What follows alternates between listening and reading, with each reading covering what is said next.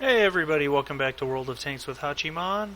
Um, Bringing you another video in the American Heavy Tank Garage Overview series. Here we've got the American T32 Tier 8 Heavy Tank. I had some trouble with the T32 when I first had it. Of course, this goes back 7,000 games ago, and I'm much better with it now. Um, the T32 is probably a bit underrated by most of the World of Tank community, in that everyone says IS3, IS3, IS3, or AMX 5100. They kind of overlook the T32, partially because it does feel a little lacking in its firepower.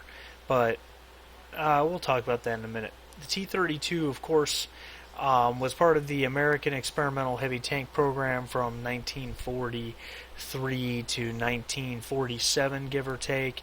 A couple prototypes made, nothing that ever saw service or combat in any way, shape, or form.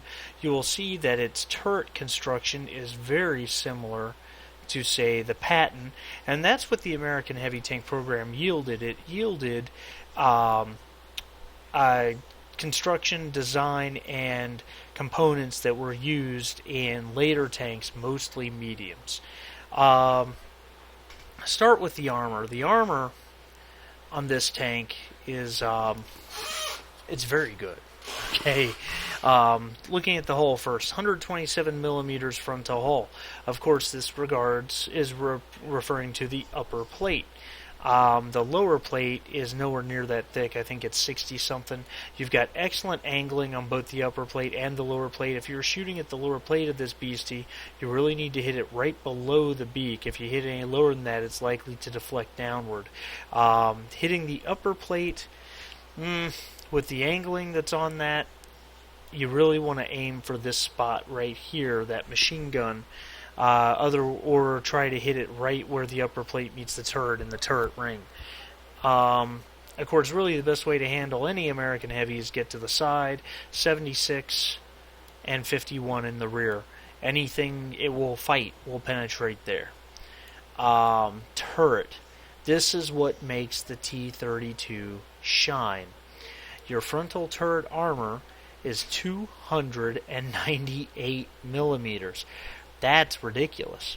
Also, the tank gets very good gun depression, negative 10 degrees, which gives it excellent hold down ability, peeking its gun over the top of hills, for example, or any depression it gets into where it can go hold down and keep its turret up.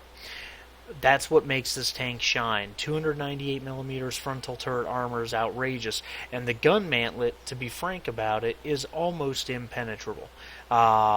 Unless you can hit right here or right here perfectly. That is an extremely hard precision shot, and generally speaking, it's going to go off to one side or another. The cheeks are more penetrable. They actually get the side turret armor rating of 197, but there is some backward angling on those. And then you do have the turret up top. That's your other precision shot. Honestly, all these American turrets, if you can shoot above the gun mantlet at that thin strip right there, most guns will penetrate. But this tank, penning this turret is not an easy thing. The side turret's got 197 millimeters. If you're unlucky enough to be a tier 6 or a tier 7 tank in a game against a T-32, you're still going to have trouble penning this side turret. Panther will do it with its high penetration, but other tanks at tier 6 and 7 are going to have a hard time. And then the rear 152 is much more easily penetrable, but still 152 is nothing to be just shrug off. It's a pretty decent amount of armor. Looking at the mobility of the vehicle, 35 kph top speed, not bad for a tier 8 heavy tank. Certainly nothing to complain about. It's not AMX 5100 speed, but that's okay. It's not KV4 speed either. Traverse of 25 degrees per second, a little sluggish, but it is a heavy tank. Keep that in mind. At roughly 60 tons with 800 engine power. Your specific power is a little low at actually 58.25 tons the way I've got mine loaded. It's a little low at close to 14 horsepower per ton, which is, yeah, it takes a moment to get up and moving. Mine's equipped with a gun rammer, gun laying drive, and vents. With a 100% loader, that gets you a reload time of 8.94 seconds on the gun. Let's talk about the gun. This is where the T32 feels like it falls short against other Tier 8 heavies. 105mm T5E1 gun. Look familiar? It should. It's the same gun as is on the T29. It is the exact same gun. Which the T29's gun, we all know, works very well at Tier 7. Tier 8, it's a little rougher. The T32... The T32's version does get a slightly better dispersion and a slightly faster reload time. Okay, so you get a little more DPM out of it, but it's the exact same gun. Your penetration 198 and 320 average damage. Look, 198 penetration's enough if you know where to shoot. It's that simple. Okay, you don't need 200 millimeters of penetration at Tier 8 not to be successful if you know what you're shooting at.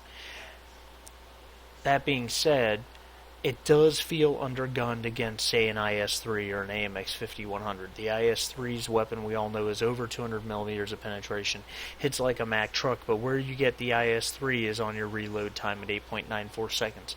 Where you get the AMX 5100 is you have to survive a 6-round clip, and then it's got almost 60 seconds. I think it's 55 seconds to reload.